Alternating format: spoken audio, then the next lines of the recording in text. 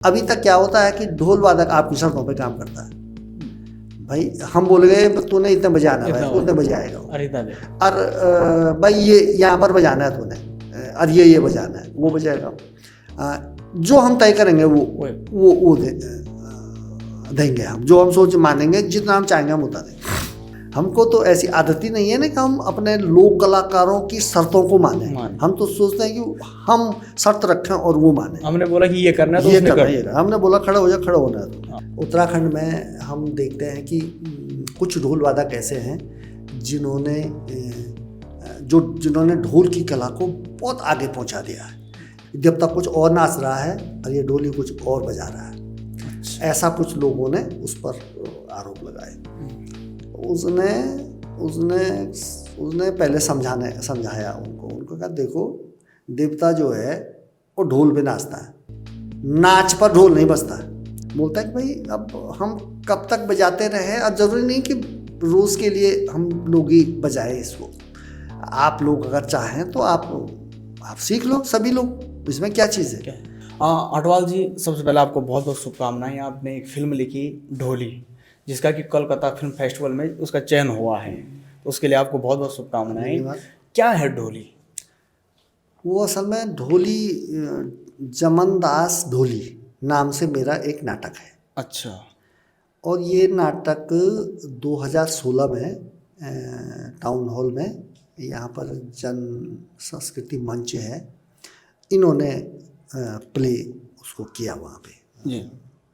उस समय जब ये टाउन हॉल में खेला गया तो अखबार वगैरह में उसका उल्लेख हुआ, उसकी थोड़ा कथासार भी था अखबारों में। तो एक यहाँ पे यही देहरादून के कोई स्क्रिप्ट राइटर हैं, मुंबई के लोग हैं, शिशिर कृष्ण शर्मा जी। इनको वो कंसेप्ट अच्छा लगा तो इन्होंने कहा इस पे फिल्म के लिए अच्छा सब्जेक्ट है ये। तो उन्होंने कोई स्क्रिप्ट वगैरह उस पर लिखी और फिर मुंबई में ही रहते थे वो, तो मुंबई में अपने साथियों को दिखाई उनको। तो एक दिनेश भोसले हैं, मराठी, महाराष्ट्र के हैं वो, हिंदी फिल्मों के डायरेक्टर हैं वो। तो उनको भी ये सब्जेक्ट पसंद आया, तो वो निर्देशन के लिए उनकी 2 फिल्में उसको राष्ट्रीय पुरस्कार मिला। उन्होंने कोंकणी में भी बनाते हैं, कोंकणी भाषा में भी फिल्म बनाते हैं। रीजनल सिनेमा में उनका है अच्छा सा दखल, हिंदी में भी बनाई उन्होंने। तो उन्होंने इसको निर्देशन करने के लिए अपनी स्वीकृति दी। फिर तब इस पे स्क्रीन प्ले, फिर आगे जो स्क्रिप्ट और डायलॉग राइटिंग हुई। तो ये मेरी जो नाटक है जमनदास ढोली के नाम से पर आधारित फिल्म है, जिसका नाम ढोली रखा। तो ये ढोल वादकों की बेसिक रूप से ये ढोल उत्तराखंड में ढोल वादन और ढोल वादक पर आधारित है। क्या इसमें ये चीज़ें दर्शाई गई है कि मुझे नहीं लगता अगर ये सब सही है कि नहीं लगी, कि उत्तराखंड में जो दुर्दशा हो रही है ढोल वादकों की, क्या उस पर आधारित है कुछ? हाँ, वो भी है, लेकिन इसमें ये था कि जैसे ये ढोल, जब मैं ये लिख रहा था ये नाटक जमनदास ढोली, तो उससे पहले मैंने ढोल को लेकर के काफ़ी चीज़ें पढ़ी और कुछ फिल्में भी देखी जो पहले, जैसे डॉक्यूमेंट्री फिल्म या छोटी फिल्में ढोलियों पे बनी हुई थी, ढोल वादकों पे।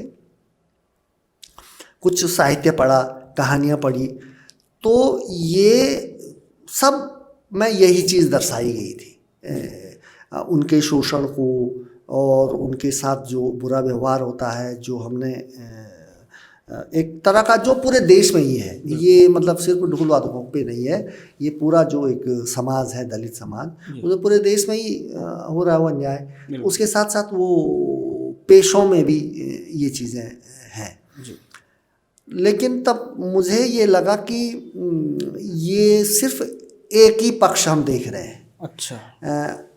अब आज से 100 साल 50 साल पहले के मुकाबले आज स्थितियों में थोड़ा सा परिवर्तन आया है और हमारे बीच कुछ ऐसे मजबूत ढोली भी हैं, मजबूत चरित्र भी हैं ढोलियों के, कि जिनको भी हाईलाइट करना ज़रूरी है। उनके उस प्रवृत्ति को, उनके उस चीज़ को, उनके उस चरित्र को भी पर भी लिखा जाना जरूरी है, उसको भी प्रकाश में लिया जाना जरूरी है। बिल्कुल। तो मैं जब वहाँ पे था चमोली में, GIC छिनका में था, उस वक्त मैंने ढोल पे सोचा कि मैं ढोल पे कुछ लिखूंगा। अच्छा। तो कई सारे ढोल वादकों से मैंने बातचीत की, उनसे उनके साक्षात्कार लिए, और वो तो आप भी जानते हैं कि हमने शायद संभवतः पहाड़ों में ताल वाद्य के नाम पे सबसे पहले ढोल ही सुना होगा। बिल्कुल। तबला तुबला ये तो बहुत ही बाद में बहुत देखा बाद में। देखा भी, बस सुनना तो बाद की बात है। कभी रेडियो में बजता रहा होगा तो हमको पता नहीं था ये तबला बज रहा है। हमारे यहाँ तो रामलीला भी नहीं होती थी, तो हमने तो तबला बहुत बड़ी उम्र में जो रामलीला देखते थे तब थोड़ा सा देखा हमने। ताल वाद्य के नाम पे हम ढोली जानते हैं, ढोल दमों पर ही हम लोगों को डांस करने का मन होता है। बिल्कुल। लेकिन आप भी महसूस करते होंगे कि आपने जितने भी ढोल वादकों को देखा उसमें कोई ना कोई आपकी स्मृति में ऐसा वादक रहा होगा जिसके आप फैन रहे होंगे, मतलब जो आपको लगता होगा यार क्या है ये, मतलब। तो ऐसे ही मेरे मन में भी थे कई, जैसे हमारे यहाँ के थे ढोली, तो बहुत ही शानदार बजाते थे वो, और उनका अपना व्यक्तित्व भी बहुत आकर्षक था। अच्छा। एक गांव में मैं जब जहाँ पढ़ता था बचपन में, तो वहाँ पर एक ढोल वादक थे। तो एक बार वो जब पांडव नचा रहे थे तो उनसे कुछ उनका मतलब वो कुछ एक ऐसा विवाद हो गया था जिसमें लोग कहने लगे कि यार ये ढोली जो है जब तक कुछ और नाच रहा है और ये ढोली कुछ और बजा रहा है। अच्छा। ऐसा कुछ लोगों ने उस पर आरोप लगाए। उसने पहले समझाया उनको कहा देखो देवता जो है वो ढोल पे नाचता है, नाच पर ढोल नहीं बजता। अच्छा। देवता को हम नचाते हैं, देवता हमसे नहीं बजवाएगा। हमसे मतलब देवता नाच, ऐसा नहीं होता है कि देवता नाच रहा है तब हम वैसा ढोल बजाएंगे, ऐसा कहीं नहीं होता। जैसे हम बजाएंगे वैसा नाचेंगे, जैसा ताल बजेगा वैसे नृत्य होता है, जैसे नृत्य होता है वैसे ताल नहीं बजते हैं। वो और इस बात की बड़ी चर्चा हुई लोगों में ना, तब मैं बच्चा ही था, छोटा था। अच्छा। कि साहब फलाना आदमी ऐसा बोल रहा। अब लेकिन अब देखो क्या होता है कि कई बार जब आपके अंदर भेदभाव होता है तो अच्छी बातें भी उसको बुरे तरह से पेश की जाती है। उसके इतने शानदार तर्क को भी, इस नज़रिए को भी बहुत सम्मान से प्रस्तुत नहीं किया। हालांकि लोग उससे समझ तो गए थे, ऐसा भी नहीं है कि कई लोग ना बात सही बोल रहा, बहुत एकदम सही बोल, फिर उसको वो करके फिर लाए उसको। ऐसा कई बार मुझे लगता था। ऐसे और भी आपने जो कलाकारों के, जो हमारे लोक कलाकार हैं उनमें से बहुत सारे ऐसे कैरेक्टर देखे होंगे जो आपको अच्छे लगते होंगे। तो मुझे लगा कि एक हमको ढोली और ढोल वादक और इस कला के इस रूप को भी आगे लाना चाहिए। तो इसमें फिर वो जो जमन दास ढोली है, फिर ऐसे, और फिर अभी क्या है कि जैसे बहुत सारे उत्तराखंड में हम देखते हैं कि कुछ ढोल वादक ऐसे हैं जिन्होंने ढोल की कला को बहुत आगे पहुंचा दिया है। जैसे मतलब अब उत्तम दास जी, अब आप देखो उत्तम दास जी ने, मैं उसके कला पक्ष पर चर्चा नहीं कर रहा हूँ, मैं ये कह रहा हूँ कि उत्तम दास जी ने सिर्फ ढोल को लेकर के उन्होंने मंच पर प्रोग्राम दिया। माने ढोल को उन्होंने एक ऐसी शुरुआत की कि ढोल एक प्रमुख वाद्य के रूप में मंच पर प्रस्तुत किए जाने लगा। अदरवाइज उससे पहले ढोल तो एक बिल्कुल हाशिए का वाद्य होता था ना। भाई आपका पांडव नाच रहे हैं तो ढोल किनारे बजता था, लेकिन ढोल को एक ऐसा देना।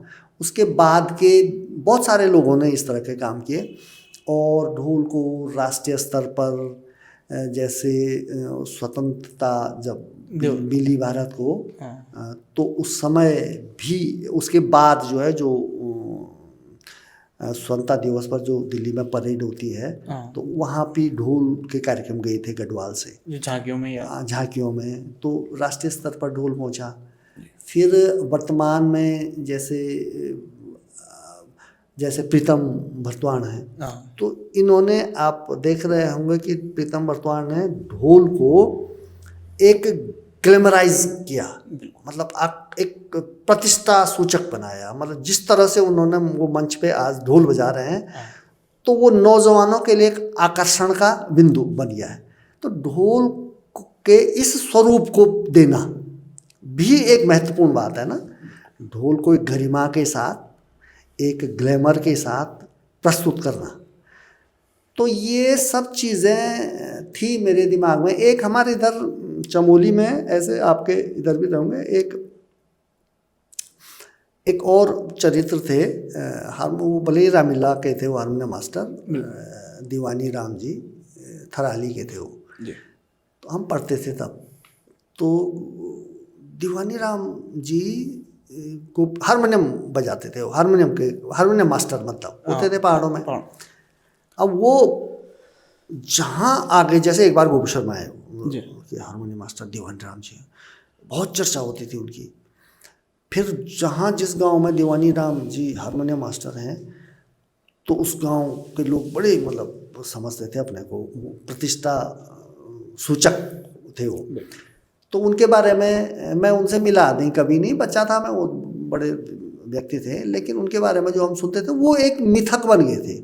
अच्छा। उनके बारे में बड़े किस्से बोलते थे कि जैसे कि लोग बोलते भाई दीवानी राम जी तो बाप रे बाप, वो तो गजब के कलाकार हैं। उनके बारे में कहते हैं यार, जिस गांव में बिल्कुल भी रामलीला बेकार रामलीला होती है, अगर एक बार वो आ गए तो उस गांव को ही सुधार देते हैं। उनके बारे में ये भी कहते थे लोग, अब ये तो सच झूठ जो भी हो, लेकिन किसी के बारे में एक मिथक बनना किसी व्यक्ति का, जीते जी, वो भी एक महत्वपूर्ण बात होती है ना। कि वो दारू वाले, दारू तो उनकी उसमें कोई पी नहीं सकता है। पहाड़ों में होता था रामलीला में बहुत शाम होते ही।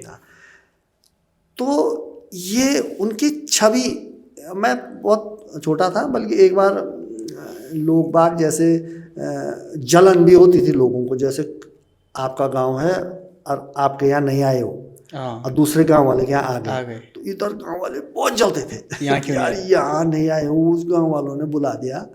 लेकिन उनके चयन का भी एक अपने मानक होते थे। अच्छा। मतलब जहाँ पर हुलसट लोग हैं वहाँ मना कर देते हो सीधा, मतलब वो ऐसा नहीं था कि कहीं धोखा दे दिया तब नहीं आए, हाँ बोला नहीं आए, नहीं, ना बोलना। ये सब चीज़ें, तो ऐसा कुछ था दिमाग में कि यार एक ऐसा चरित्र गढ़ा जाए ढोल वादक का, जिसमें इस तरह की मजबूती और जो अपने मूल्यों पर, अपने शर्तों पर काम करता हो। अभी तक क्या होता है कि ढोल वादक आपकी शर्तों पर काम करता है। भाई हम बोल गए तूने इतने बजाना है, भाई उतने बजाएगा, और भाई ये यहाँ पर बजाना है तूने, और ये बजाना है, वो बजाएगा। जो हम तय करेंगे वो देंगे हम, जो हम सोच मानेंगे, जितना हम चाहेंगे हम उतना देंगे। इसमें जमनदास जो है अपनी शर्तों पे काम कराता है। अच्छा। वो बोलता है इतने बजाऊंगा, ये करूंगा, वो करूंगा, जैसे प्रोफेशनल होते हैं। जैसे बैंड वाले क्या करते हैं, आप जो बैंड पार्टी है, आप वो अपनी टर्म एंड कंडीशन देते हैं ना कि भाई हम इतने बजाएंगे, इतने घंटे का इतना लेंगे, और ये होगा जी हमारा खाने का ऐसा होगा, ये होगा, हम इतने बजाएंगे, इतने लोग आएंगे, और उनका अपना होता है।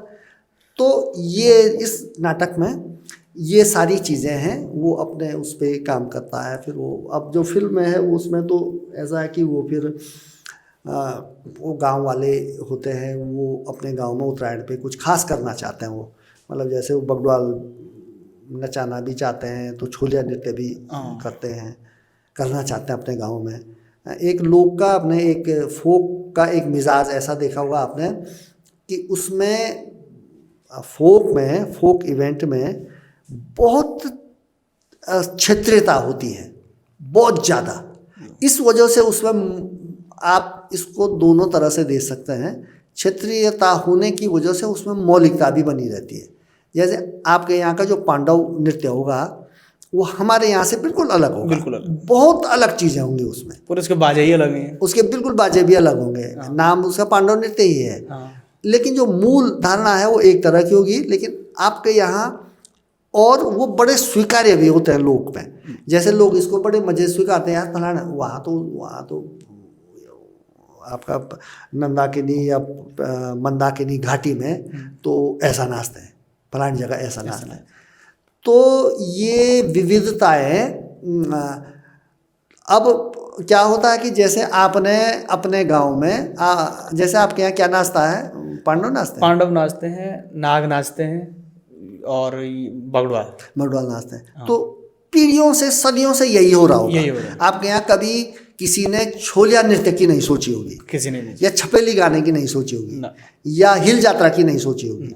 तो ये लोक में ये ऐसा होता है। लेकिन वहाँ पे अब चूंकि ये कहानी है फिल्म की, मेरे नाटक का भी है, तो लोग वहाँ ही वो ये तय करते हैं यार इस बार हम जो है कुछ अलग सा करेंगे। पांडव भी नाचेंगे तो पौना नृत्य भी होगा। चमोली में भोटिया जनजाति के लोग पौना नृत्य करते हैं, और जो गैर भोटिया है वहाँ नहीं होता है। तो अब आप जरा सोचें कि आप कभी अपने गांव में एक ऐसा आयोजन करें जहां पर आप पौना नृत्य भी करवाना चाहें गांव में, और छोलिया भी करवाना चाहें, हिल यात्रा भी हो और नंदा की यात्रा भी हो, तो कैसा लगेगा? एक नई चीज़ होगी ना। बिल्कुल। तो अब वो तय तो कर देते हैं गाँव वाले ऐसा, लेकिन अब वो सोचते हैं यार लेकिन अब इसको सिखाएगा कौन? क्योंकि कलाकार तो एक ही चीज़ जानता है, जो पीढ़ी दर पीढ़ी चलता है वही जानता हूँ। जैसे कुमाऊँ का जो लोक कलाकार होगा वो छोलिया जो नृत्य करता होगा वो पांडव नहीं नचा पाएगा। ढोली फिल्म में हमारे ऊपर थोड़ी सी ऐसे दिक्कत आ गई थी। अच्छा। मतलब हमने क्या किया कि जैसे पांडव नृत्य था, एक सीन था उसमें, तो हमने कहा यहाँ से रिकॉर्डिंग करके वो ले जाएंगे वहाँ। ताल पहले रिकॉर्ड कर देते पांडव नृत्य के 2-3 ताल, और रिकॉर्ड करके वहाँ ले गए उसको। अब जो नृत्यकार जो ग्रुप था वो वहीं का बुलाया, उत्तरकाशी का ताल तो चमोली के जो अपने प्रेम भाई है, प्रेम इंदवाल हैं, उससे रिकॉर्ड करवा दिए हमने उनके ताल। पांडव नृत्य के 3 ताल, मतलब 2-3 तालों में थोड़ा सा होना था उसको, लेकिन नृत्य का जो ग्रुप है वो वहाँ का बुलाया। वो हम भी नहीं समझ, हमने कहा इस नृत्य इस ताल पे कर ही देंगे, वो कर ही नहीं पाए उन तालों पे नृत्य। अरे उन्होंने कहा ये हमारे यहाँ बसते ही नहीं है था। बिल्कुल।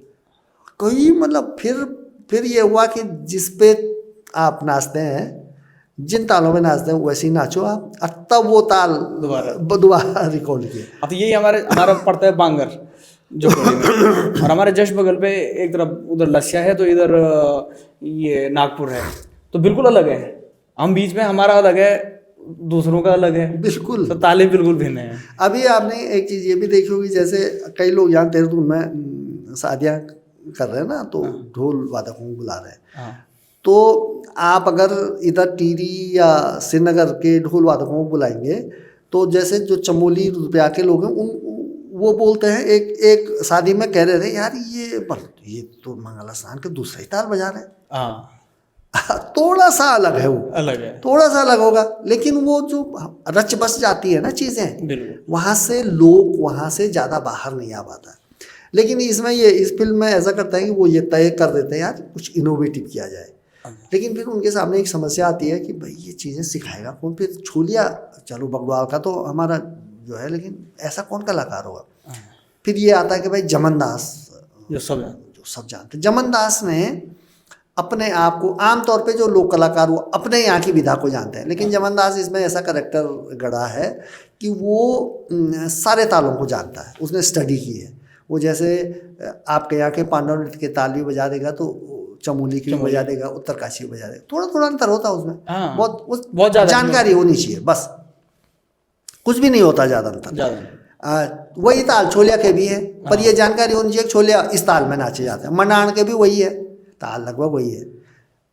तो फिर वो तब उसको बुलाते हैं उसको, तो गांव वाले फिर वो अपना बोलता भाई मैं तो ऐसे ऐसे आऊँगा, मैं तो ये मेरी कंडीशन, हाँ मेरी टर्म एंड कंडीशन है। तो थोड़ा उससे बहस होती है, भाई तुम्हारी हम इज्जत कर रहे हैं, तुम टर्म एंड कंडीशन की बात बोल रहे हैं हमारे साथ, आदत ही नहीं, क्योंकि आदत ही नहीं है। यस, हमको तो ऐसी आदत ही नहीं है ना कि हम अपने लोक कलाकारों की शर्तों को माने। हम तो सोचते हैं कि हम शर्त रखें और वो माने। हमने बोला कि ये करना है तो ये करना है, हमने बोला खड़ा हो जा, खड़ा होना है तो भाई सेवा प्रदाता तो वो है ना भाई, जो सेवाएं दे रहा है, शर्तें तो उसकी होंगी ना।